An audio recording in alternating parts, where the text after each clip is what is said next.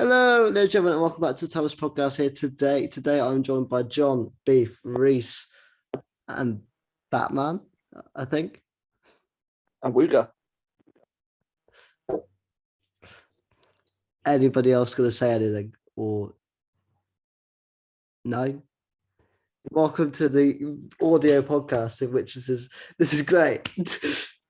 I mean, they're frozen into silence by the actual presence of Batman. We're a bit intimidated.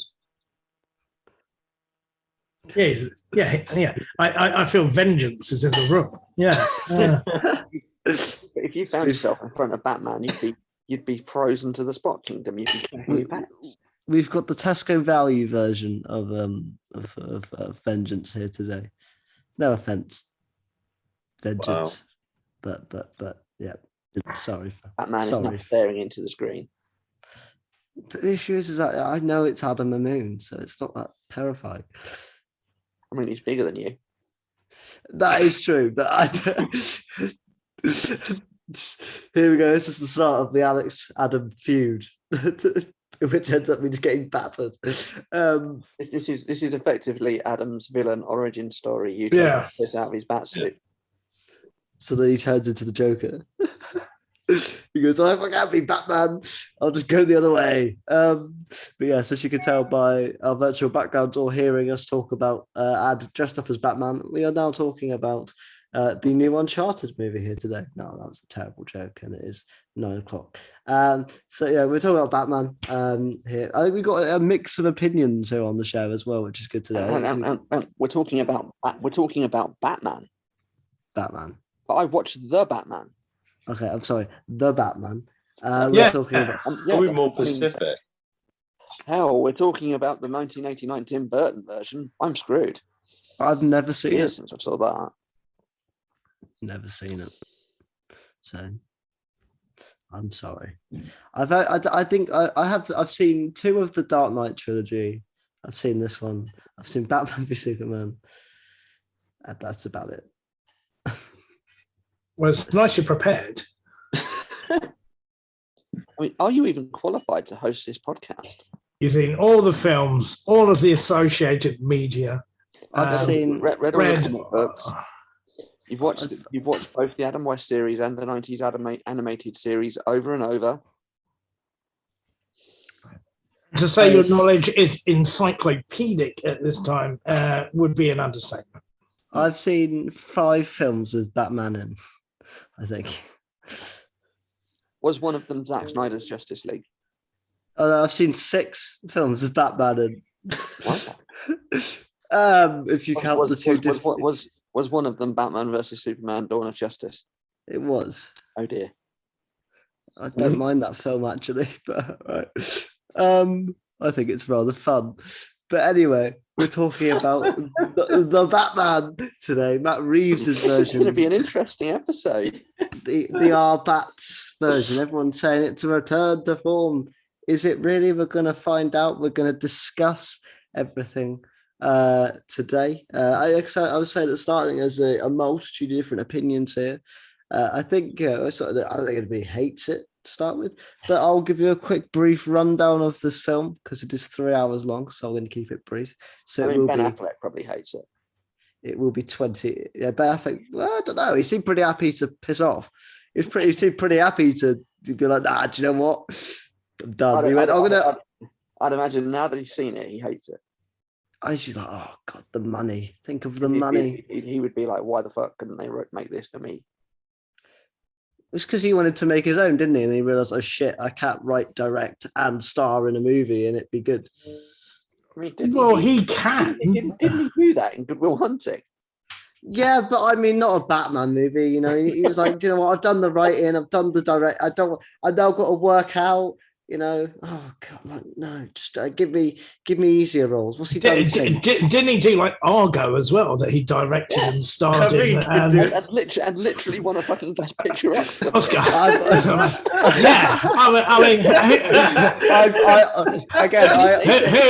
this Affleck clown? If one man who actually can write, star, and direct in a film, it's Ben Affleck. I have perfect candidate. I have never seen Good Will Hunting or Argo, so I did not know that he wrote. And I knew he starred in them, but I didn't know he written or directed them. This is already the best episode of the podcast ever. I don't know where we go from here. I guess I just feel very unqualified. We need to start talking about Batman.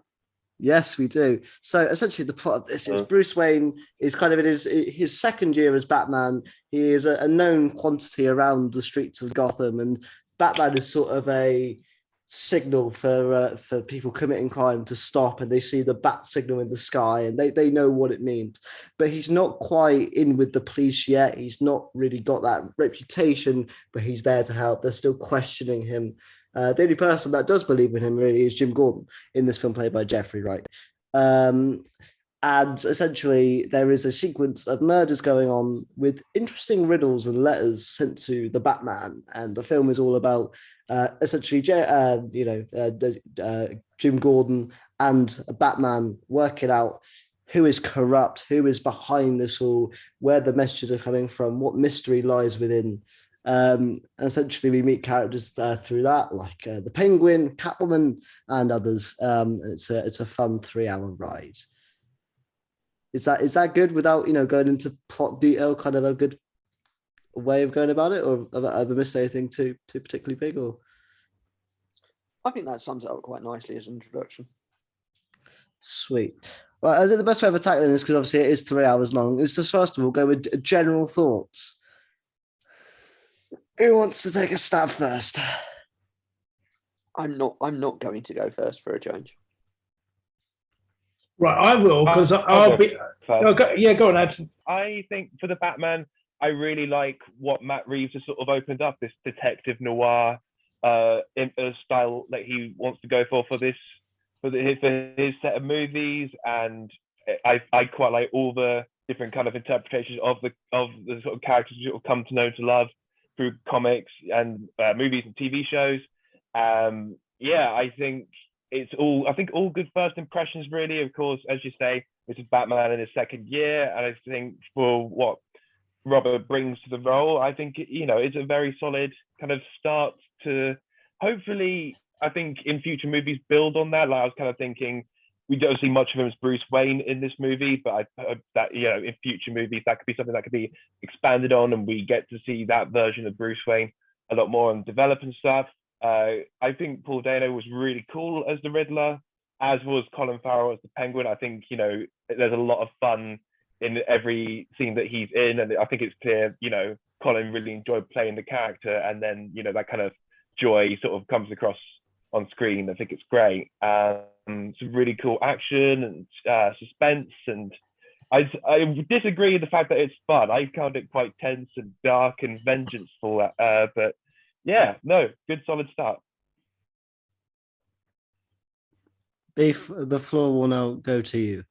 Right, okay. I'll be the sort of slight dissenting voice in this. While I enjoyed it, it is a very long movie. I do feel it was longer than it needed to be. It just sort of missed something for me. Like I said, it's I think every director, when they take this on, brings something of their own style to it. Burton did it in his own way. Nolan did it in his own way, and he's taken this in a different route, which I do like, stylistically wise, sound wise. It looks really good. It has a really great feel to it. I think certain characters are underserved. Alfred is one that I mentioned when we spoke about last night. So when something happens to him through the course of the film, you don't really feel enough of a connection between either him or Bruce to really feel anything towards the character. I'm sort of missing a bit of the chemistry, I think, between Catwoman and Batman. But the aspects I liked were going and actually having the detective aspect, which is something that I'm not solidly focused on. I'm getting a bit of Joker, and without spoilers, getting a bit of Joker sort of apathy, because I don't think it needs to be there. I think it's just like a baiting thing. But yeah, Paul Dano was really solid. I've always liked the Riddler as a character. And it's good to see it go back to sort of what in the comic books would be year 1, year 2, and Long Halloween, which is this is sort of loosely based on.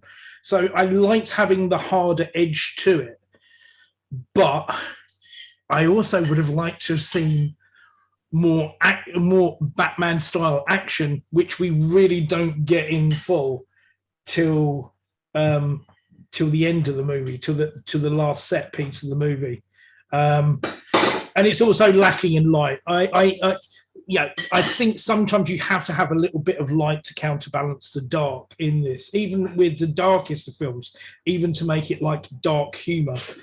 And there's a little bit of that missing for me.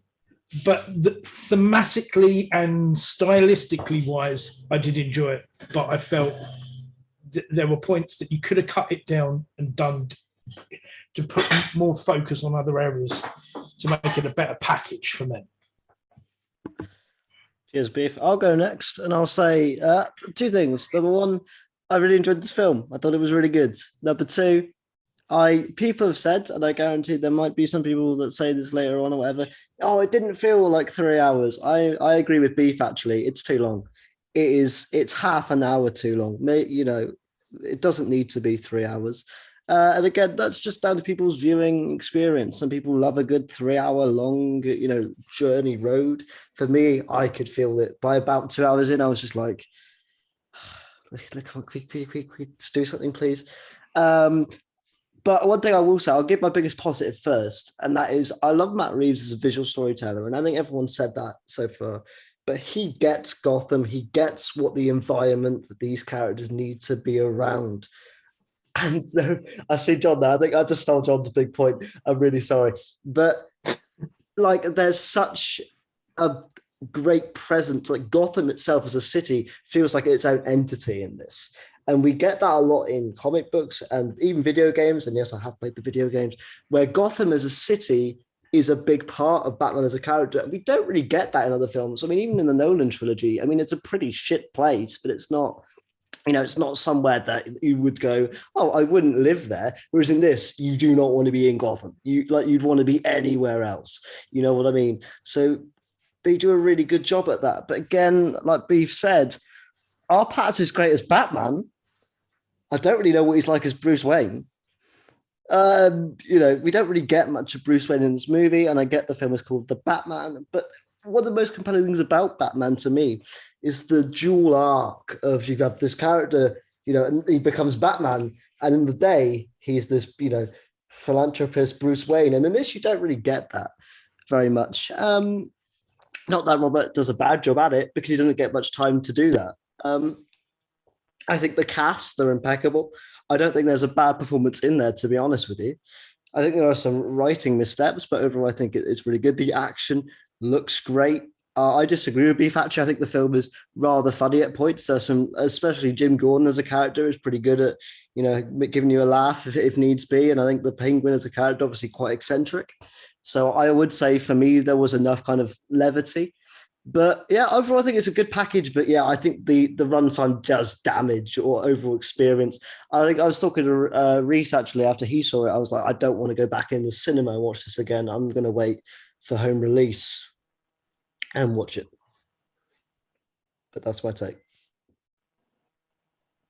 Who would like to go next? You can go, John, if you want to. Yeah.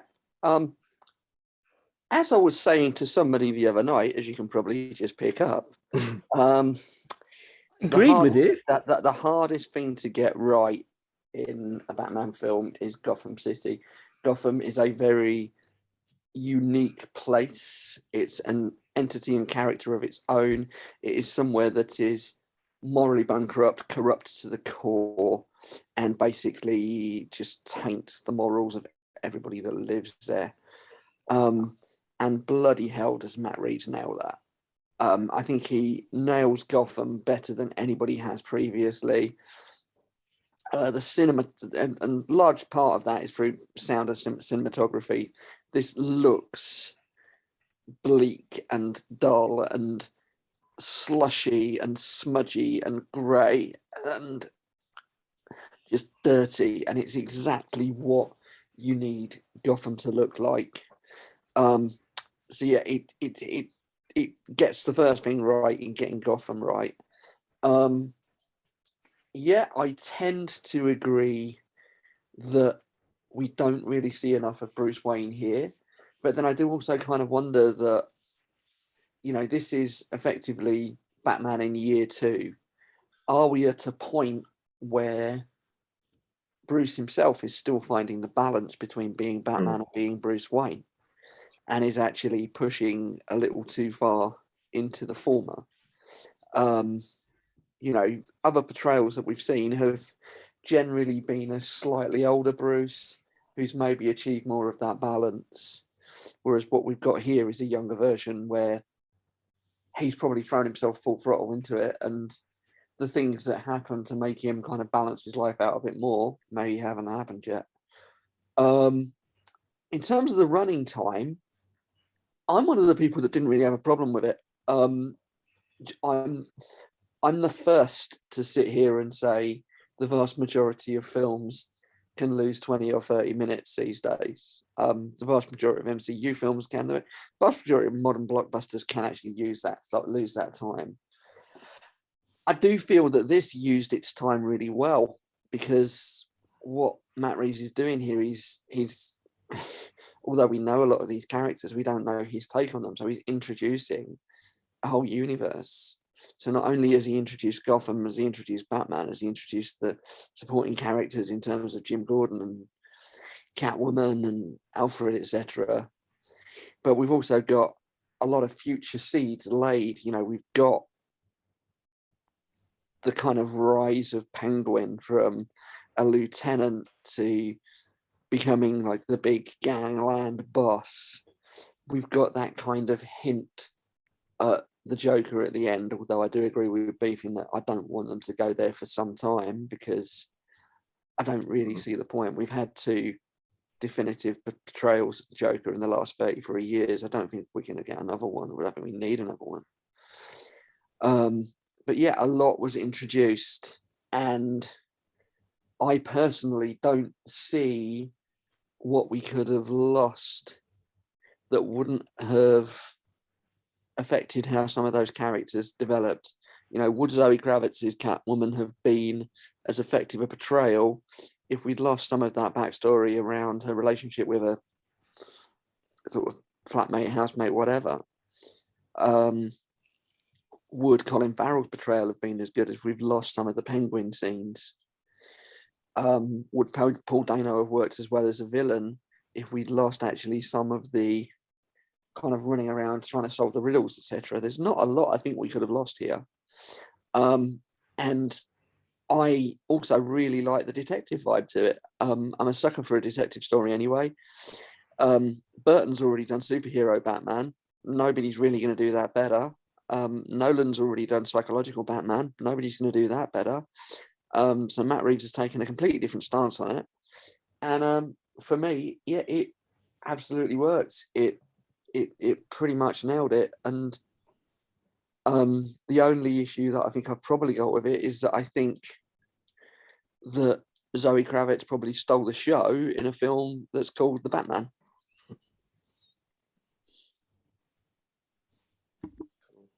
Thank you, John. Reese, by all means, I thought you were just going to go, Reese. So I was sort of waiting. Oh, sorry. Just didn't start. I'll wait for your things didn't go. You know, but please. Yeah, I obviously agree with a lot of what's kind of been said. I think it's a new kind of fresh take, which is quite surprising after how many iterations of Batman we've had. But yeah, it's such a unique, gripping, like I said, obviously it's 3 hours, and I guess it's kind of going for more like atmospheric, kind of like, I guess it could be Titan areas, but you know, yeah, what would you lose, I guess. But yeah, like I said, it's a fresh new take on our world. I'm quite excited to see going forward how we're going to kind of explore this world. The foundation has been set very well. Yeah, no, I'd say Batman's like Bruce Wayne's side. Well, you kind of get a sense in the film that he's that kind of Bruce Wayne's just kind of gone to the foreshadow. Like it's more like Batman focus. So I quite like that. It's quite good to have the detective thing as well, because that's kind of been hinted in other films but not fully explored. So it obviously was mostly Batman for the whole film. Yeah, great supporting cast. The Batmobile chase was like phenomenal. Just gonna put that out there. That was just like sensational. Yeah, no, but apart from that, I enjoyed more of the kind of quieter scenes, kind of more intense scenes, opposed to like the big action stuff, like the end battle thing. I thought that was kind of like, we have to have like an Act 3 big bang. Like I felt that was kind of just put in there for the sake of it. But no, apart from that, no, it was a good start to this new Batman franchise, I guess. Yeah, so okay. Yes, the new Batman franchise after the last one finished 3 years ago, but we're here, we're ready to go. But yeah, no, I think the best way of doing it is to kind of break it down. So we'll talk about story, then characters, then if there's any other things we want to talk about, if that works. For me, I think the story in this one was really good. I think it waned at points, and I'll go into detail. I think there were points where I was a bit bored. I know some people weren't. Some people loved the 3 hours and the slow kind of pace to it and the mystery.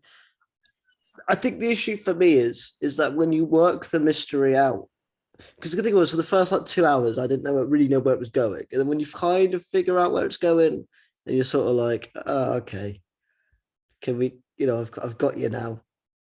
You know what I mean? Like the fun of the film is not knowing. And because there are so many brilliant twists and turns that I think the fake out before the third act, and you go, no, yeah, there's that guy.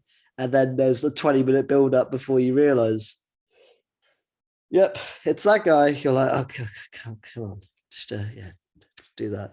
But that's a minor nitpick at the end of the day, because the stuff that's in there is still entertaining. But yeah, overall, I think the story's really good. I like the Riddler. I really like the fact that you don't really see Paul Dano's face that much in the film, actually. I think that's a really cool. I love the look of this Riddler, a modern version. I personally would have still loved the top hat and all that kind of stuff. I'm just a fan. It would have been really nice if he was really colourful in a world that wasn't so. But I did like the fact that they still kind of had that campy side to it, with obviously the riddles, but also the way he would, send letters literally to the Batman with colourful cards and stuff. And they did kind of juxtapose the other visuals within the film, which was really cool. I think Paul Dano, in his limited time in the film, is wonderful in every scene he's in, apart from that last one, which we'll get into towards the end of the podcast. That's because, like Beef and John have said, that scene is difficult to read. I don't really agree with where that's going. But yeah, overall, I thought the story itself was really good. Particularly, I just love the scenes with Batman and Jim Gordon in this. I think it's the best relationship. We'll talk about character relationships later on, but where Selina Kyle and Batman didn't really work for me in this film as a couple, Jim Gordon and Batman, on the other hand, I really liked. For me, actually, the car chase wasn't the highlight of the film. Even though the car chase was phenomenal, don't get me wrong. For me, it was the scene at the funeral with the bomb. I thought that was brilliant. I thought that was where Pattinson got to shine the most as Batman. He's working out the riddles as well. And then you've got the guy in the suit panicking. He doesn't really know what to do. And you've got Batman wondering what's going on. I thought that was a really good scene. And when you get to the nitty gritty of it, everything does come together in the end. I actually disagree with Reese. I think the third act is actually very much earned within the story, and the final fight is pretty good because it centers around the politics of Gotham. And like John and I have said, Gotham as its own entity, it kind of being at the centerpiece of the final made a lot of sense to me. Anyway, I don't know what you guys think. Yeah, I'd agree with that. What I also liked about the plotline to this is I like how it did tie back to Batman's past. I like how it tied back to Bruce's past, and obviously the death of his, the death of his parents. It was an interesting kind of take on that in terms of how the kind of media and certain people had manipulated that story. It was quite a sort of 21st century take on it all, if you like, about the use of media, the use of rumors, etc., and how you don't necessarily, the use of fake news and how you don't necessarily believe everything you come across. And yeah, I liked how it tied back to that. I think it was maybe a little obvious who the kind of link was going to be, if you liked. when you looked at sort of how other characters were positioned and how they were going to be positioned in the end, it was maybe a little obvious that, yeah, that person was going to be the snitch and the person behind it, and they're going to have to be dealt with at some point. But, you know, it wasn't so obvious as to the point that it made it formulaic or boring. I think it was just, from a logical perspective, you looked at it like, right, okay, for Penguin to become the person that he becomes, that person needs to be out of the way. Yeah, I mean, just echoing what John says, I mean, it would have been easy to have gone down the route that you've had so many times in other Batman movies, is flashbacks to, you know, Martha and, you know, Martha dying, and, you know, Batman standing there over the, you know, Bruce standing over the body of his dead parents. They didn't go down that route. The idea of the puzzle and the story to solve, when it's sort of, there's the comment of, well, yeah, this town's going to tear itself apart. You sort of then guess where it's going at that point, which is a bit of like, I wish it wasn't, that comment just made it too easy to guess where it was going. But the sort of journey is getting there. I think what you've got with the Riddler is that it's a character that potentially you could get in the real world, because you see that the effect that the Batman is having as a character. He believes in what he's doing is having an effect, and he dubs himself Vengeance, and it acts as a form of inspiration. And the characters that you get in the third action set piece are then other ones who are a byproduct of that inspiration, but twisted. So, you know, the way that I think the way that you get it at the end, and I think, you know, you can't, I think, not completely avoid spoilers in this, that the Riddler has this perspective that sees the Batman fighting for the same thing that he does. So in an essence, you sort of agree, you can see where he's going with it, that he's trying to avoid this corruption, that the way that people have been lied to and that people have been exploited and that people have suffered while others have profited from it. You can sort of get the frustration from it, but it then becomes twisted. And, you know, to a certain degree, you get, I suppose people become radicalized, I think is the best way to describe it, which you get towards the end of it. And you see that, yeah, maybe this isn't the right way to do it. Yeah, like you know, when you get onto like character relationships, like, yeah, Commissioner Gordon, yeah, you do get the impression that he's one guy on his own in all of this, in how he relates to the Batman. But I would have liked to have seen how regular people react to the Batman and the Gotham society as a whole, because there's a bit of a change towards the end of it, but the only thing you have at the moment is this unknown quantity. So the police don't trust him, but they're very, very allowing of him, even though he's like part of the thing that's called into this. So it's sort of, you know, there's aspects of it that are good. Catwoman, her being the daughter of Carmine Falcone, I don't think we needed to be a bit, for the fact that she was very close to her housemate. Yeah, that's a motivation. The disgruntled like parent story thing, I think I could have quite happily have left that, to be honest with you. Yeah, no, I agree with that. I remember watching it, and that was one of the only things I like that John said. The story itself is pretty tight, and there's not many things, you know, it doesn't go down conventional routes, but I did feel that was a twist for twist's sake. It didn't actually add anything to the relationship between those two. I enjoy the car chase as well, but it's a case of, well, we've got to have a car chase. So it's sort of like, it felt a little shoehorned in for me to watch. Yeah, that 20 minutes where they're like, oh no, it wasn't the Penguin.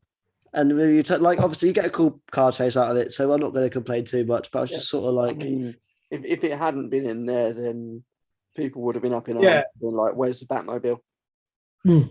Fair point. Yeah, like I said, I will say now as Beef has got into it anyway. So spoilers if you haven't already. Sorry, if you listen to this, you're running your own risk, won't you? So yeah, I do. Yeah, I agree with you, Beef. Actually, that twist kind of comes out of nowhere, and I agree with you that I think with Selena, Selena's relationship with her flatmate, that is motivation enough to want to kill Falcone, and it didn't need to be. But secretly, I'm your daughter. He's like, oh, okay. I still want to kill you. It's like, but considering the fact that she technically worked for him and, obviously very close with her flatmate, that's enough. I thought that was a bit of just like, now we're going into melodrama, if you know what I mean. It just felt it kind of felt a bit over the top in a film that's very grounded. Maybe anyone want to contest that or agree or anything, or just... I think that it did add a little weight to the scene where she's finally going to go and trying to take him out and trying to kill him. I think it does add a little weight to that. But I think that's the only real purpose it serves. Yeah, and overall, I think within the story as well, Selena Kyle is very well added. I think, she's an interesting character.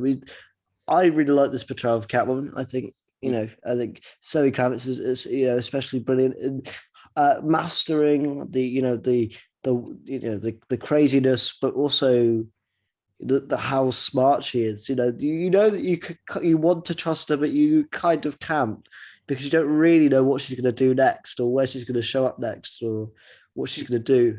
She's got that element of streetwise to her. Yeah, that Bruce Wayne / Batman simply cannot have, because of his privilege and where he comes from, etc. She has got that element of streetwise to her. Yeah, she knows going through the club, if she turns around and looks back at this guy, he's going to try it on with her. She recognizes social cues. One of the aspects that I did like about, because I think to harp on about a certain actor taking on a role is pointless, because until you see them do it, because of the way people are before they're cast, is a silly thing. One thing that I did like towards this characterization of Batman is like the obsessive nature of it, the obsessive nature of the character. It reminds me very much of, you would have the Punisher would write war journals, and this is like an obsessive note taker.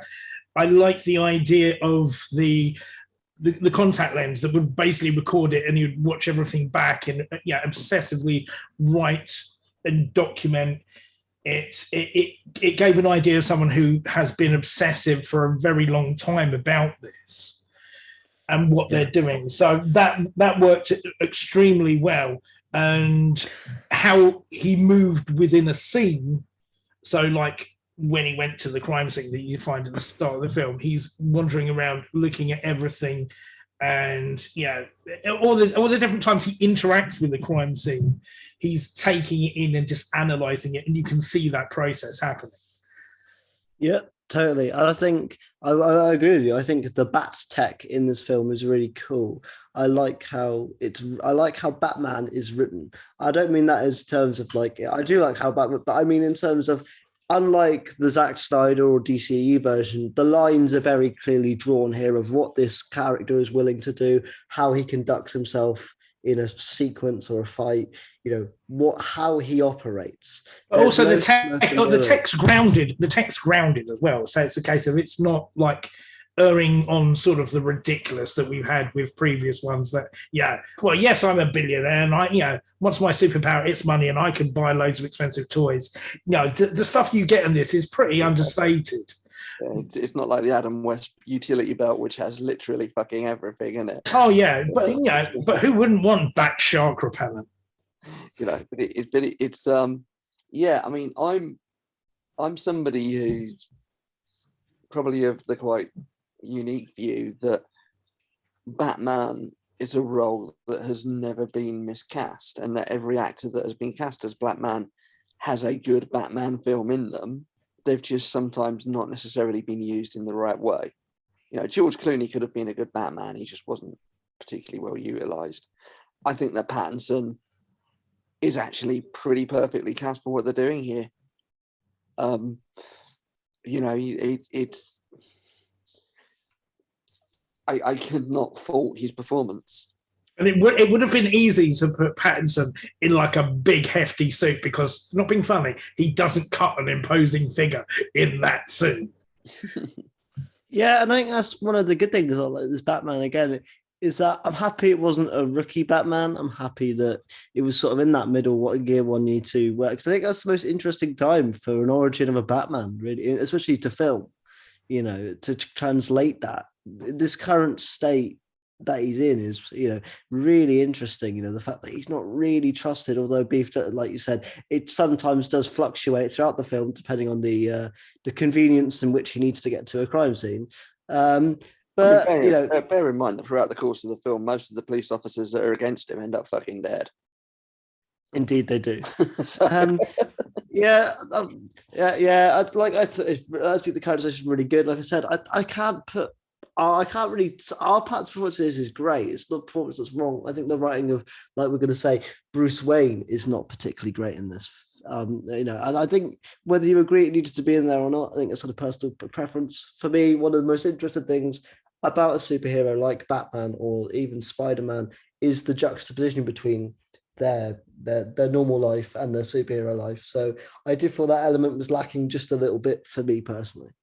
I'm sure we'll get there in future films. Yeah, I don't think that was a thing for this film. I think it was just him, like, he just put himself in. Like, he's like, because obviously at the start of the film, when Alfred's like, oh, you got stuff to do, he's like, no, this is my life now. So, yeah, maybe we'll see that in future films. But Maybe, but I also do like to have the idea of like, well, who is this Batman? Because no one's saying who is Batman, is it? Yeah. And it's sort of like, oh, could it be that, you know, emo recluse with lots of money, and the idea of having like a sort of Bruce Wayne being a bit of a, to a degree, a sort of like a little bit over the top character is part of the sort of get away from it. Sort of like, yeah, well, yeah, it surely can't be that because we can't take this person seriously, which is why that person could never be the Batman.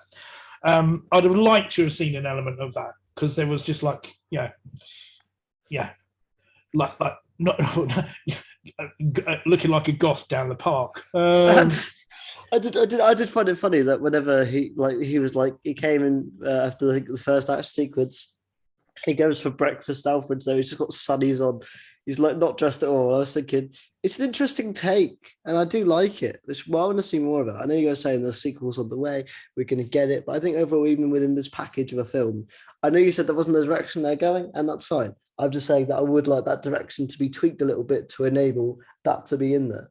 For me, I think I agree with Beef on that. I think it was just missing a little bit of that Bruce Wayne element to it. But then you're looking at an even longer film. I'll just cut some of the Batman stuff out. Just cut, like you know, people saying, you know, can you cut specific bits out? I think here or there you could trim a minute off, maybe 2, but that's, you know, I can't say that specifics without seeing it a few times and going, oh yeah, that specific bit on the rewatch. You know what I mean? Because obviously I've only seen this the once, so it's kind of tricky to pinpoint specific moments. But right, Reese, you mentioned this character's name. Let's talk about Alfred and why he's literally not necessarily within this movie, in my opinion, at all. And I might get some stick for this. I'm not saying Andy Serkis is doing a bad job, but again, he doesn't do anything. And the relationship isn't, I don't feel the relationship there with Bruce at all. I don't know whether anyone disagrees with me heavily, if so. I mean, nothing against Andy Serkis, but me being me, I wish it had bloody been Sean Pertwee. Agreed. Yeah, I mean, the role of Alfred has always been as a support, but it's always come with the caveat that, yeah, in the absence of parents, he's always felt responsible for Bruce. So even to say, yeah, are you sure this is the right way to do it? Yeah, don't lose yourself. You've had extremes of it through different iterations of people playing the characters through the years. You've had a very emotional Michael Caine. Well, I think it's emotion. Well, I don't know, it could be wind, but Yeah, no one gets choked up. But it's sort of. I didn't get. I mean, I would say it's because he sat on one of his Oscars, but yeah. I don't. That's it. I don't get that aspect of their relationships, and so, like I said, when we started out with initial thoughts, it's when something bad happens to Alfred.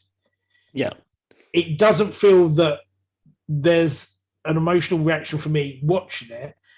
You don't really see why there should be this heightened reaction from Bruce or the Batman, however you want to dub it, between Alfred, because it's not earned at that point. So yeah, you could have really left him out of it. Yeah, absolutely. I think you've hit the nail on the head there. And I think, like you said, there is this element in the second act, the end of the second act, where it's like, oh no, Bruce, I'm coming after you next, which I think we all saw coming. I don't have a problem with that. But then obviously they lay it off as it's Alfred that's been attacked. I did like the motif of actually you're seeing it on screen and it happened like an hour ago. I thought, oh, that was a cool little moment. I thought that was a really nice way of actually visually telling the story. But the actual twist itself, like when they're having this emotional chat by his bedside, I'm thinking, well, it's kind of, and Matt Reeves rarely does this, but it's the epitome of tell, don't show. They're going, oh, I love you, I always cared for you. After it's like we haven't seen any of this in the movie. Like I felt responsible for your parents, and well, if you felt responsible, well, I'm sort of like not sure about this really. We do, and all the time you're still getting your head around the fact that the housekeeper is David Tennant's mother-in-law. Yeah, that's it. And not being funny, as someone who's a glorified butler, he likes to talk to her like she's a piece of shit as well. It's sort of like, oh yeah, Dolly, why are you there? Make me a cup of tea and chop. So there's a hierarchy in the Wayne manor. Yeah, that's it. We never had that hierarchy in the 1960s. Mrs. Hudson was right up there. Even that time when Liberace tried to marry her for all of her money. It's true. I mean, how she didn't spot that was a bit of a sham, I don't know. Big fan of interior decorating. Yeah, I think. All jokes aside, I'm excited to see Circus in other. Liberace tried to marry her for her money. I know,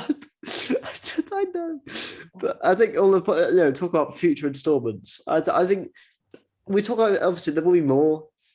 Alfred doesn't die, so I guess he'll be back. But I understand where Reese and John are coming from when they say, "Oh, but there's more to come." Wait for that. But I think even within this film, especially the Alfred element, just feels lacking for what the emotional arc of Alfred's character is. It sort of goes from 0 to 100, like that. He in essence is supposed to be Bruce's conscience, because Bruce is obsessive and driven to what he's doing. So he's like a voice of reason, and that's what's sort of missing. Yeah, from Alfred's character. So it's like you can't, don't go too far to the edge. What you're doing, are you doing it the right way? It's the limiter. But there isn't that. Yeah, exactly. And I think, Circus is great when he's there, but he's not in it enough. So, like, whenever he does show up, it's really good fun. But he's not in it enough. And I do like the fact that he does kind of slightly aid the mystery by trying to figure out, this code. I think that's really cool. And actually does give a little bit of impetus and a little bit of reason to be there in the first kind of half of the film. But yeah, it goes from 0 to 100 too quickly for me. And don't worry, I'm sure there'll be a half-hour scene in the 3.5-hour extended cut that'll explain it all. Personally, can't wait. I was happy with 3 hours. I'd be happy with that. And this time it's in 4:3 aspect ratio. I mean, we can sit through 4 hours of Zack Snyder's Justice League. I even struggled with that. But you sit through 8 hours of WrestleMania. I sometimes struggle with that. Actually, no, I drink when that's on. Oh no, I can do that.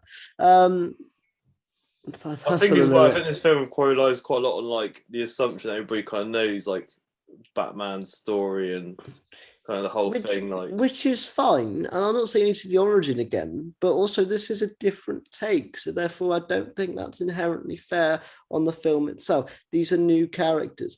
And I think the thing that did it perfectly for me, different, same genre but different entirely, is the way that Spider-Man kind of in Homecoming they sort of joked about the origin and moved past it, but you still felt the impact of how much of a big moment and life-changing thing that was for Peter. Whereas in this, you don't feel that Pattinson and Serkis are that close at all in the scenes that we get, until the scene by his bedside. He's like, "I'm sorry, Alfred, I've been a douchebag." Oh. So, all right, cool, I guess. Yeah, I kind of watched it and I went, "Oh, is he dead?" Like, that's a bit of a shame because I haven't seen enough of him. It wasn't, "Oh no, this character that I really like in the first 2 hours." It was more, "That's a bit shit. They got rid of Circus already." But no, thankfully he's continuing on, which is nice. You've been quiet for a while. Is there anything you want to add to the combo, or any point you want to bring up? Yeah, I think what I quite liked was Pattinson, as it were, sort of having the narration bit at the beginning and the narration bit at the end. I quite like that kind of bookmark there. I think it's quite cool. It's, as Beef's saying, quite a note taker, and literally almost, it's not like the very opening, but sort of one of the opening things when he sort of, voicing his thoughts and his patterns and everything. And yeah, I sort of just generally like the sense of escalation throughout. I like the set piece. I think I'll probably just be praising Matt Reeves just of how well the scenes directed, like particularly that final act with Batman holding the flare and helping the citizens just to get to safety and everything, ending with that sort of the final shot where as the sun rises. It's an absolute visual treat, and with that running time I also felt immersed in his world a lot more. I suppose that's something I'll probably give the running time pluses for. I kind of feel like I'm in the room with Batman and Gordon when they're doing their when they're solving the crime and the riddles and everything like that. Yeah, it's just cool. Right, and also I like the fact as well, this does enough of a job of kind of being a vehicle for those. This sounds horrible to say. This film is a vehicle though for the HBO Max stuff, so it is a very good vehicle for some of the upcoming HBO Max series. I do want to see more of Jim Gordon. I do want to see more of the Penguin. So therefore, if HBO Max is out in the UK by that time, because we know it's getting here eventually, whenever that may be, bless you to whoever that was in the background. The Phantom Steve. You got to wait for the Alfred spin-off show, Alex. Mate, I want it. I want to get Andy. It's just Andy Serkis drinking tea. Tea and shouting at the hell. For 7 episodes as he's doing a crossword. I mean, it'd still work better if it was Sean Pertwee. I don't know. I don't know much of Sean Pertwee's work. So when you're saying, so you're not aware that he played Alfred in Gotham for 6 seasons or something. Yeah. Didn't even know Alfred was in Gotham. You I've not watched the show. You know that bloke in Gotham that played the butler that looks a lot like John Pertwee.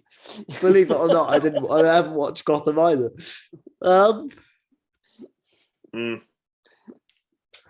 Right. Really done your research. Yeah, I know. It's great.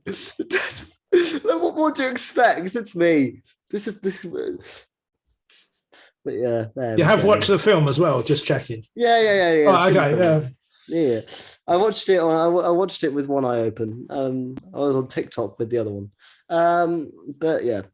The next thing we want to talk about in this, because I think it's going to divide a lot of people. Beef did say that if some of it felt forced and there wasn't enough. The action. Let's talk about the action in this film, because I think it's really understated, but I like that. I think that when the film doesn't go for the big set pieces and actually it's much more secluded, it's better for me personally. Yeah, I mean, the fight scenes were pretty decent. So like the fight scene in the subway at the start. Yeah. And you get some of the fight scenes around the nightclub, don't you? So yeah, I think the fight scenes were well choreographed, pretty decent. I think it probably was more about the set pieces, but I think it's a hard balance, because the thing is they're pushing with the detective aspect of it, so you have to find a balance to it. Mm. And the last set piece in the stadium is pretty much what you saw in the trailer, if memory serves correctly. But that was my favorite bit of, like, not being funny, bat fighting. That's why I just want to see Batman just punching people in the face, to be honest with you, because that's what makes me fucking happy. It releases that serotonin. Oh, yeah, that's it. Aside from that, there's the bit in the subway, but that's sort of like random thugs. If anything, I think that bit is more to do with setup, because it's him in the shadows and you just like, all you hear is the footsteps coming out. Yeah. So it's like building. That's more an atmosphere builder. I'm trying to think of any other ones. Like there's in the club as well, but that's sort of a bit sort of random, really. I find that bit. It's that wide shot when the lights are out and you sort of just see the bullets flying and he's sort of going, like, walking towards the camera and beating up the guys. I quite like that bit. Matt Reeves has been watching the Star Wars. I mean, because you've got three of the entrance to the club, isn't it? You've got like three different versions of the same thing. You've got him show up as Batman, him show up as Bruce Wayne, and then in the last thing he sneaks in.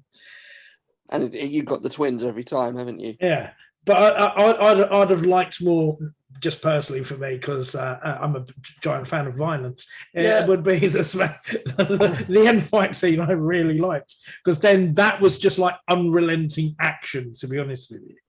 Yeah, I agree, and I think Adam touched on it very briefly. It was the visual at the end with him with the flare. And I know John said obviously Burton did the superhero version of Batman, you got the psychological version, but I think actually the good thing is that Reeves touches on all three of them. Obviously the detective version a lot more, but that is a very superhero Batman moment there, where he, saves the city. He is that beacon of light for that small moment, considering he's been the darkness the whole film. It's sort of... Well, he doesn't really save the city in that aspect, to be honest with you. And he does. Well, it's implied that he does, because he saves the mayor who could potentially fix the city. So in that, he is. Well, Jim Gordon saves her and pulls her off the stage. I think that bit is more to do with just how I see it. I think it's more of a realization that he's been not necessarily going about it to the right way at that point, that he has to inspire hope instead of just being purely vengeance, which is what he dubs himself up to that point, and drawing the parallel of bringing the rat into the light. He also has to bring the Batman into the light for the people to see and be that beacon of light and be that beacon of hope. Then that's the difference, I think, that you get by the end of it. I like the idea that not everyone is saved, that there is this great catastrophe at the end, that it is that it is unavoidable. But like John says as well, this is a city that has had great prospects, but has just become dilapidated and broken down and just crushed under the weight of the corruption and the evil that lurks within the controlling forces of the city. And there is a sort of, it's washing that away, and now is the time to rebuild and to do something different. There is a sort of rebirth, renewal. I mean, it's also worth bearing in mind that the scene with the flare is very heavily juxtaposed with the fact that, like, 30 seconds earlier, they've stopped him from frankly murdering somebody in vengeance. So it ties in very well with that realization of, they've just stopped him from killing that henchman, and now he's off saving innocents. Yeah, because when that guy's unmasked, they say, "Who are you?" He says, "I'm vengeance." So he can see that the way he's been doing it has unknowingly influenced others in a negative way. So it's perpetuating more of the same. Violence begets violence. Yeah, I see what you mean. I think that's a good way of looking at it as well. I think I think it's one of those. I think it's a great action. So I know Reese, you said it was a bit over the top for you, but actually I really like it. I think it's quite minimalistic. I like the water. And obviously compared to the rest of the film, there is it's on scaffolding, which I guess but there's not it's not like all laser beams and massive. Like Beef said, it's just Batman kicking ass for like 5 minutes. He's punching people in the face. It's like John Wick with bat ears. So I disagree with you there, but I think it does feel earned. I like the fact as well that we do see more of this mayoral candidate, because obviously she is billed as the future, but we don't really see that until the final act, because again, some characters, like B said, do get underserved surprisingly in a 3-hour film. And there's an element of you that sits there and goes, well, is she going to be all she's cracked up to be? Because this is Gotham. Yeah. Exactly. It's one of those people that run that city don't tend to be the good guys. No. And also to a certain point, that hopping on what John's saying is that Bruce's parents aren't necessarily painted as good guys either. No. Because although in one breath Alfred says that he was going to go to the police and say, "Oh, you don't know whether to you don't know actually whether to believe that or not," because no one's hands are clean in this. You question everyone's motives, so they're by no means on a pedestal by the end of it. No, because I think he says he didn't know that he was going to kill him. It was like, yeah, okay. So it does leave it ambiguity.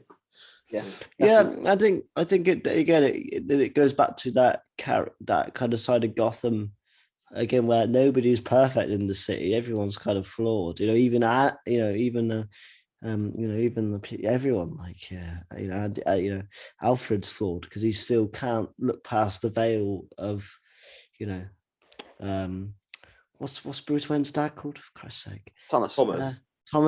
Yeah, he can't see past the fact that Thomas would do such a bad thing, when it's quite obvious to the viewer that perhaps Thomas knew exactly what was going on. Even the people that you consider the good guys aren't perhaps so pure. Even Jim Gordon, to a certain extent, obviously, with this essentially who he works for being entirely corrupt, and the fact that he didn't see that, or he kind of looked past it in certain instances. Obviously, go on, John. It's worth bearing in mind that the Riddler was right about everybody else. So why would he necessarily have been wrong about Thomas Wayne? Exactly.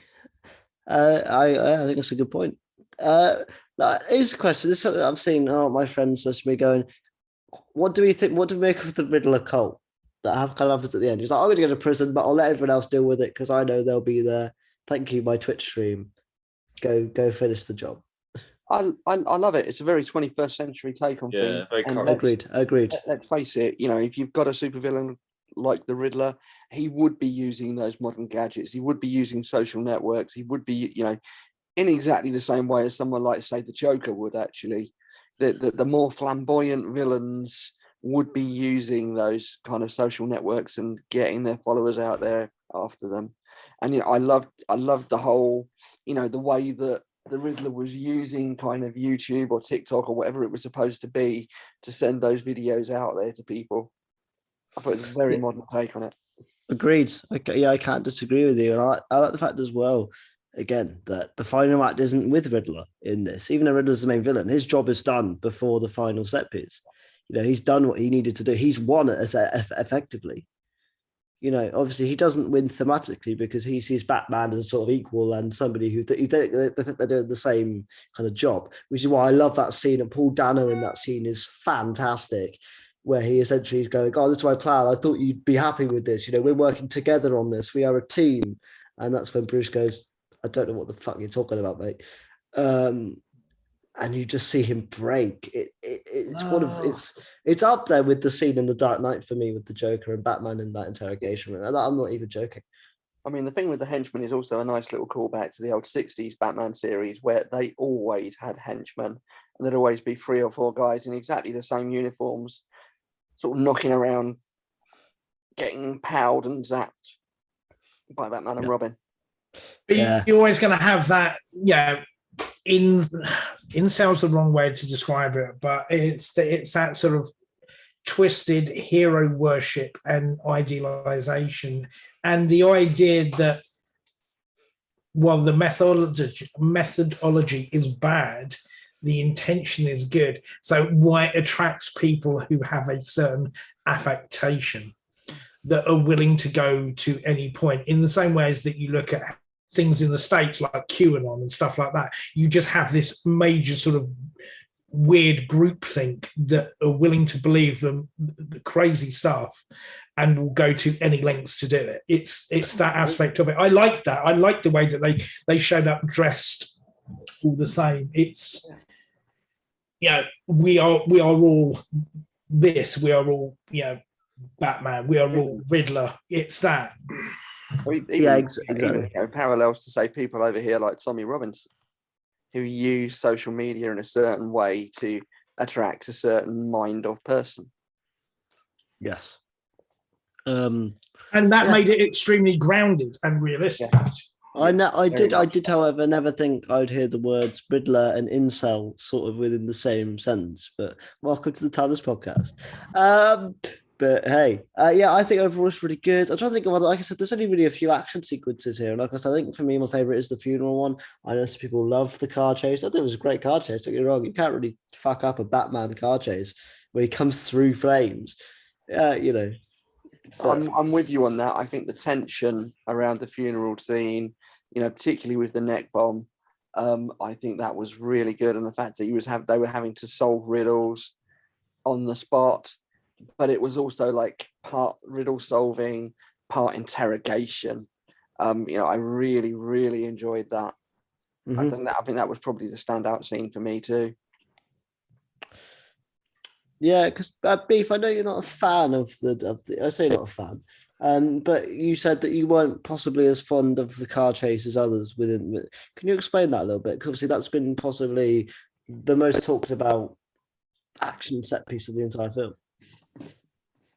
Like John says, and I do agree with that. There are people going to say, "Well, where's the Batmobile?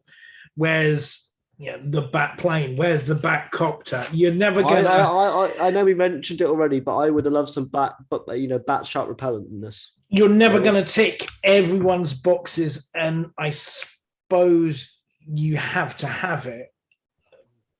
But it's sort of just basically chasing Penguin for the sake of chasing it didn't, apart from it just being a car chase scene, really didn't achieve much, because if you were going to interrogate Penguin, it could have been at any way, shape, or point in time. So I would have liked it to have a different reasoning behind it. Yeah, I get you. It's just the motivation behind it, because it just seemed, we need to have a car chase. Yeah, forced. Yeah. We need to have a car chase. Why are we going to have a car chase? Could we have had, Bruce in the Batmobile trying to get back to Alfred because something's going to go off? Yeah, you could probably have had it then, and you could have then had your little bit of a hard on for a Batmobile. But do you want to see a Batmobile in combat? Yeah, you do. But you get the idea that it's basically just a fast brum brum thing, and we see lots of fast brum brum things a lot. Okay, yeah. I mean, they even flooded the city. There was every opportunity to use the shark repellent. Yeah. Just have like a mini Sharknado for 5 minutes or something. Batman versus Sharknado. That'd be great. They're saving that for Batman Sharknado 3D. It'd be 4DX now, wouldn't it, I suppose? Yeah, I guess.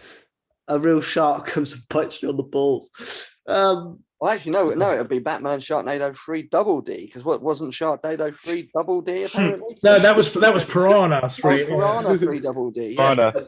Yeah. Double D is hilarious. Yeah. To be honest with you, I could have skipped that. I could have skipped the car chase, to be honest with you, because if you want to make your focus, then the Batman and his detective stuff and the relationships and the integration, or the sort of the relationships and how he works within the world, then I don't think you need the car. It's just a case of, well, we have to tick this box because it's a prerequisite, because it's what people are going to be looking for.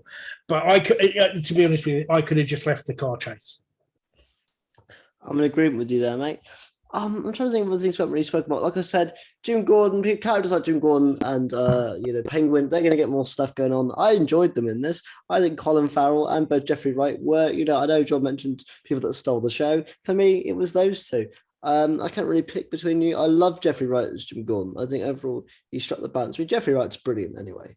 In anything he does. I think whether he's doing voiceover and like What If, he's got that voice that just, is so powerful. In this, he's brilliant as Jim Gordon. I really like how, he doesn't really get the Batman, but he's so smart that he knows that Batman is trustworthy. He never questions Batman really in this, which is great. I would have hated if there was a scene where he goes, well, I don't know if I could trust you, because it would have been so easy to go down that stereotype of, for a bit, Batman is on his own. Do you know what I mean? So happy they didn't bother and do that with this character. But yeah, they're getting their own series, which is going to be fun. I'm all about doing series for characters. I think some people are against sort of that model. I think it works perfectly. We've seen with things like WandaVision that it immediately makes you so much more excited for her being in Doctor Strange, because now we know what her character is and we know her motivations. Whereas they would have rushed it in that film for 10 minutes and we would have gone, oh, all right. Whereas now we've had 6 hours with that character. So when Penguin, like John said, when Penguin appears again in Batman 2, or whatever else is going to appear in this universe, we're going to care more because we know more about the character. So I'm all about devoting 4 or 5 hours to these characters in their own world. And I think actually the underworld of Gotham is something that's really exciting, and something we don't really get too much of in this movie. We know it's a shithole, but we don't really know the ins and outs of it. It's going to be really fun to see that. And Colin Farrell is excellent. So I'm all about that. I'm not sure on Colin Farrell, but that's just my take. It's sort of, when we spoke last night, I said to John, it's sort of like you can have any actor underneath like bucket loads of prosthetics doing a pretty close Robert De Niro impression. So it's sort of like, I'm not that fussed about him and Penguin. Jeffrey Wright was good. I don't think anyone was a bad in doing what they did. I think it's just what you're given to do with, to be honest with you. I did Jeffrey Wright was great. I'd have liked to have seen more friction, more of the struggle that he has being that close to Batman against his colleagues, because there's that one bit in the police station and it's sort of like, no one's going to try and take off his mask. Nothing's going to do that. They're just going to basically all get in one room, stand around in a table and wait for him to wake up. Sort of like, it was a bit like off, but like John said, Zoe Kravitz is by far standout in this. I haven't seen her do very much stuff, but she just really did embody the character well. And they didn't go over the top with their costume as well, which was a different aspect, which I think is always a temptation to do, but they got away from that. What I would say is I really like John Turturro. I really like him as an actor, as a comedic actor, as a straight actor. And he just exuded a very good crime boss cool in this. I don't think he'll necessarily get the same accolades as everyone will get off the back of this, but he actually gave a really solid performance as Carmine, to be honest with you. So that I think was a standout for me. Yeah, I can't disagree with you. And I like the fact as well that when you actually do meet an unmasked Riddler at the end, it's sort of like he just looks like a Joe Bloggs. Yep. he doesn't have to be a whooping, hopping about nutcase, which you do get a little bit of at the end, which I think sort of undercuts what has gone before.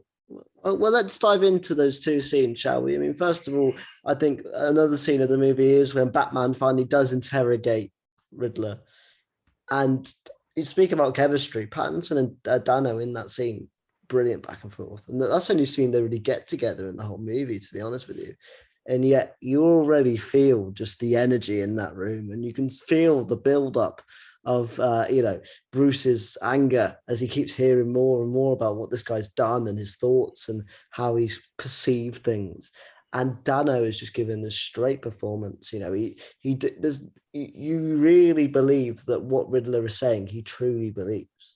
It's not this, I'm maniacal, I'm doing that. It's a guy who thinks, I've done the right thing here. This is for the good. I'm doing this like you. I am like you. We are the same. And it is a brilliant piece of writing.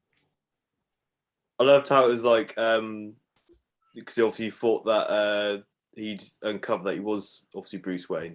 He kept saying, Bruce Wayne. You're thinking, oh, shit. And then obviously it wasn't that. He was just like, I haven't killed him. He's like, phew. But yeah, you can see that fear in Patterson's Batman. Yeah, I think that's. I don't know whether I really like that, to be honest. I thought it was really a bit weird.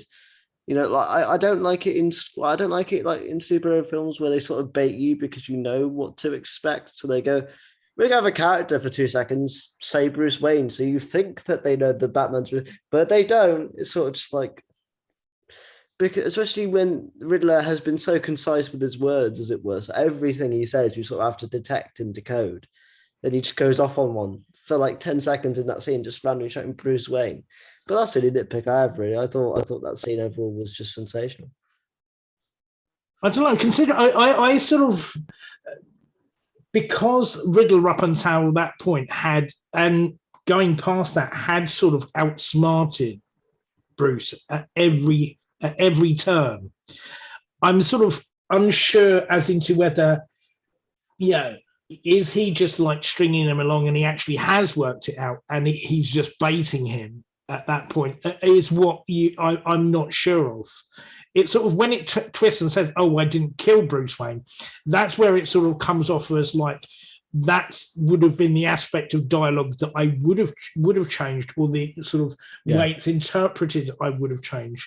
That by saying that he's just saying, I didn't, but that I know, wink, wink, wink, without being obviously as subtle as that. Do you know what I mean? I get you. Let's get on to the scene though, which I some people were loving. I really didn't like it, which was, I didn't even realize it was set up for the Joker at this point. We're going to get into that. I thought it was set up for Two-Face, but I was wrong. When I first saw the guy in the cell, I saw the face was a bit sort of mangled. I was like, yeah, we're finally getting Two-Face on screen after a long time. Oh no, it's Joker. It's interesting you say that, because I've spoken to a couple of friends who actually thought similar thing. Like, they thought it was Two-Face the way that the camera was on Barry, the actor Barry. Is it Barry? I forgot his surname, but the new chap who's going to be taking him on. No, they had like similar thoughts. So it's quite interesting you said that too. Yeah, I don't see why. I see why we're doing Joker again, because Joker means money. But I just give us there's so many other better, I don't say better, but there's so many other villains in the Batman locker that we've not really done. Condiment King. Mr. Freeze, just do it. Not Arnold this time. Nobody sends me to the cola. Poison Ivy. Two-Face, like, give us like, I mean, to be fair, we have had 3 different versions of Two-Face. I know, but I want a proper off your tits Two-Face versus our bats. I mean, it's tough because remember we're setting this 2 years in, so this is first in the, what's it called, the sort of carnival of rogues, or rogues gallery that you're gonna see. Now, before you introduce Two-Face, you've got to introduce Harvey Dent. Good point. Because you have to have that fall from grace to set up that character and the motivation to it. You know, and year two Batman isn't the Batman that effectively creates Two-Face. But yeah, you could, for argument's sake, without having something like that. Adam made a very good point that you could have someone like, therapy session or something like that with Hugo Strange, or for argument's sake, if you wanted to like do something like that, have Dr. Harleen Quinzel or something like that, some form of restrained therapy session at Arkham where you could have that, and then it's a case of, well, we're not just going for the clickbaity Joker. I think that they should introduce Egghead so that I can do my patented Vincent Price impression. Or King Tut. Jesus. Yeah. I just because it's censored, right? It's ethnically sensitive. Ironically, did unmask Batman every week and then got a knock on the head and forgot who he was. Oh dear God. Yeah, I don't know. Joker. I like.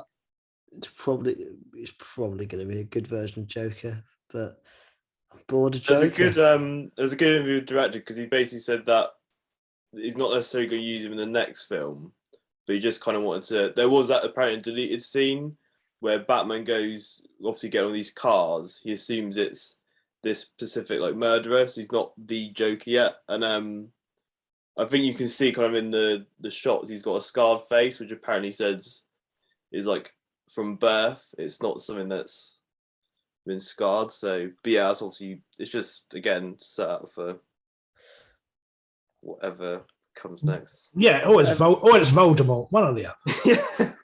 It's very fine. So HBO Max is really going strong now. They're just going to switch every universe. Robert Pattinson versus Voldemort. We all know who wins that one. Oh God, yeah, you're right. My boy. Hang on. Is this a film you've seen, Alex? Yeah. This. Okay, that would give Andy Serkis a great scene though to do. He'd be like, my boy, my son. Voldemort, played by Daniela Westbrook. Oh, why? Because she's not got a fucking nose. No.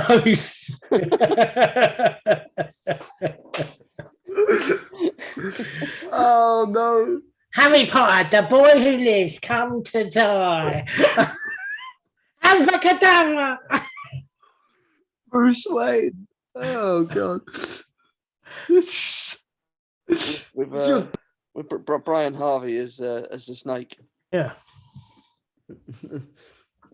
Jesus Christ. What if we think of the? Because this is something obviously I noticed in the theatre and had a little chuckle about. What did we all think of the post-credit scene? I left. I left because I was. Are you aware of its content? Yeah, it's like a message that if you can decode it, you can go online and you can get a video, which is like a little teaser for the second one. It's not a teaser for the second one. It's not. It's literally. No, it's like to be continued ? And but if you go onto it at the moment, there's a couple of riddles that you solve, and it's a lot of diaries and manifesto type paperworks and writings of the Riddler. And then that's what it is. And then you got a trailer for all the DC films that are allegedly coming up in 2022, at least 2 of which are now postponed until 2023. Which one are we still getting this year? Is it Shazam? Is that the one that's coming out? Yeah, I think we're still getting one of them this year. Yeah, Black Adam, and then Shazam's been moved, and obviously Flash and Aquaman's moved to next year. Yeah, Shazam apparently is now coming out the same day as Avatar 2. Oh well, I'm gonna be watching Shazam over that because I couldn't give a toss. Couldn't give a toss about Avatar 2. Didn't like Avatar 1. I'm not gonna lie to you. Yeah, ironically, given what I've just been saying about how I loved the 3-hour film, Avatar 1 was too long. Remember that? Oh, it's a 3D experience. Great. Everyone was like, "Oh, yay, fun!" By hour 1, my eyes are burning. It's back at the top of the all-time box office now, isn't it? Because they gave because they re-released it. The title. Game over. Gave it a sneaky re-release in China, and it nicked the title. It's just papyrus. The script is just papyrus. Jesus Christ! Is there anything else that any other points we want to bring up? Things that weren't mentioned, or Music extremely evocative. Michael Giacchino can do no wrong. I was literally going to say the same thing. I think his Batman theme's really good because it does something different to Danny Elfman and does something different to Hans Zimmer, and I think it very much fits the tone and everything of the movie. And I just, of course, want to echo Beef earlier. How great Zoe Kravitz is in her second cinematic appearance as Catwoman. Guess the first. Go on, Alex. You've seen them all. The movie Cats. Was she in Lego Cats? Batman movie? Yeah, it's Lego Batman. I've seen that movie. I really enjoy that movie. I mean, the point I was going to make was that there was nowhere near enough lobster thermidor in this. I know. And I like this was something else that when we spoke about it the other night that I really liked is I did like the way some of the scenes were shot. The stuff that you see from the Riddler's perspective was like voyeuristic and like a sort of peeping Tom. There were certain shots that were done from above. So in essence, I suppose it's supposed to be like a bat's eye view. I don't know, but it's sort of then you get this idea of that you're taking in the whole scene of what is going to happen from above. So I like those sort of little setup type things as well. I thought the sound design was pretty good as well because, like you say, you hear his breathing and the sides of the bat boots like doo, doo, that was pretty impactful. Yeah. And big up Trevor Morgan out of EastEnders.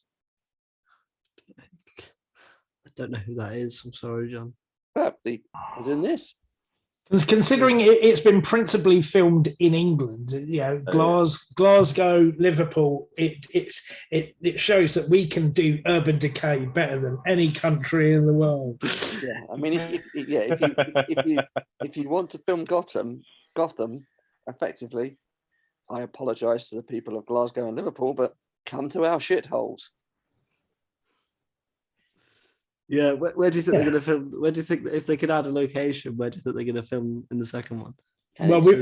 We've had Croydon in the Nolan verse. So what more can you do? Canning Town. Come to Canning Town. That's probably a little bit too rough to be Gotham City, to be honest. Like I said, one of the young lad with the half painted face in the subway scene plays Tim Drake in the new series of Titans. So there's your another Batman tie-in. I saw a really good TikTok video the other day where someone got Kevin Conroy to do the speech about the light in the sky being a warning in his Batman voice, which was superb. That was chills. I have to watch that. Yeah, I'll send it all to you privately later. And I do know that is obviously the man who did the voiceover for the animated series. I'm not never seen an episode, but and the computer games, Alex, which you may not have played. You've never seen the old animated series? I don't think it was ever on TV when I was growing up. Oh, you're missing out. I mean, it's been constantly repeated on Sky for the last 30 years, but you have missed out. It's superb. I've always wanted to buy the Blu-ray, but it was always like 60 quid. And I was like, I mean, for me, Mark Hamill is the definitive Joker. Oh yeah, I've seen the movie The Killing Joke, the animated one. I think he did the voice in that as well. He did indeed. I'm not mistaken. But yeah, I think we should all wrap up now with scores on the doors. Should we go in the same order that we went at the beginning? Or should we flip it? I don't mind. Go in the same order as before. Okie dokie. Take it away. Because you can't remember. No, I can't. I think. Am I right in remembering that Mr. Mamoon went first? Yes, that is why I said take it away. It's add beef yourself, John. Read. Nice. Yeah, I think I'm gonna go 7 on this one. Okay. It's fair. Do you want to give anything else, or you just say the number and that's what you want to give? Or No, yeah, I think as I just said, Matt Reeves is great. I think it's a great standalone Batman movie. It tells its story that it wants to.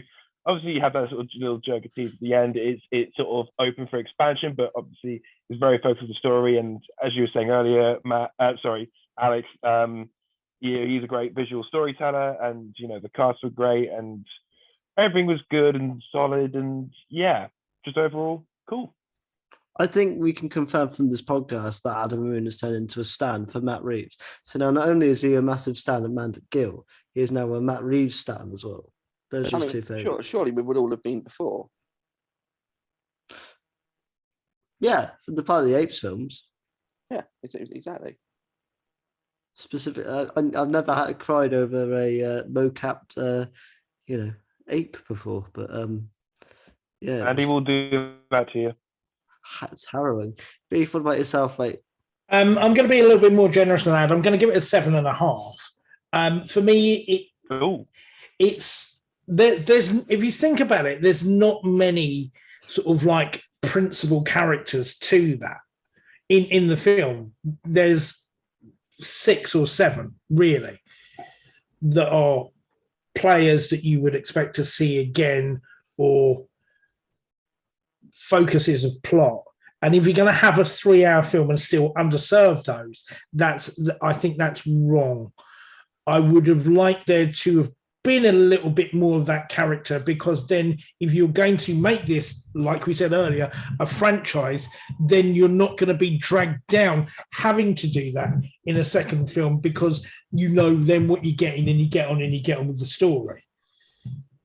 So it's sort of missing a little bit of that for me. So it was long, but nonetheless, it's a take on Batman I've been looking forward to see. I think always the first film in any new series, like the 89 version, the first Nolan one, those are probably my favorite of the previous ones that have gone, those introductions, because by the time you get to the second one, they err on the ridiculous. I hope this goes in a right way. I hope they take more from what are probably, in my opinion, the best Batman films are the DC animated ones. They're by far the strongest ones. They're closer to the comic books, and I want this one to really lean into the comic book ones as opposed to just being a feature film, because the core material is really good. And if you're going to do this aspect of Batman being the world's greatest detective, then really go nuts deep on it. There we go. Yeah, obviously, I agree. I think I'm going to be more generous than both of you, and I'm going to give it 8. Like I said, for me, it's really good. It is really like most things in there. I really enjoyed. I think it's a great launch pad. Like you said, Beef. I agree with you. I think Batman Begins is better than The Dark Knight. Haven't seen Dark Knight Rises yet. I'll get around to it, but I'm worried about where we go from here, and if we introduce other characters, would it become bogged down? Will some characters depart the series? Now there's a Disney, not Disney Plus, HBO Max version. So will Penguin not be in the second one, or like Reese was saying, will Matt Reeves not use people like Joker and stuff? But yeah, overall, I thought this one was really good. Excited to see where it goes next. I think that's all I have to say. Good. This was right up my street. I wanted a slightly different take on things because we've seen a couple of other takes on things. I think it delivered that. I think the central performances of, your two sort of principal leads in Pattinson and Kravitz, your principal supporting cast in terms of Jeffrey Wright, Paul Dano, Colin Farrell, etc. I think they were all excellent. I just want to see more of this now. I think they get Gotham absolutely spot on. It's not quite up there with Batman Begins for me, which to me is the best Batman film I've seen. It's certainly in the same region as the '89 Burton Batman. I'm giving it a 9 out of 10. And finally, Reese. Yeah, I'd probably give it a solid 7 out of 10. I think the cast were amazing. I think just giving us new takes on beloved characters. Zoe Kravitz, great. Riddler, Gordon, and so just a tad too long, and I zoned out in the final battle thing. Fair play, but excited to see wherever it goes. Hopefully, I'd say the Joker film, I think that'll probably come a bit later, but just planting the seeds and see where it blossoms. I like that. See where it blossoms. Nothing's blossoming in this version of Gotham City. I appreciate the optimism. No, well, Batman has optimism, but in this film, use vengeance. But yeah, thank you guys so much for joining me. I'll go from left to right. So on my top left is John. You can follow John at johnboy_cook on the Twitter and the Instagram. You can follow this version of Batman at Beercan Batman on your socials.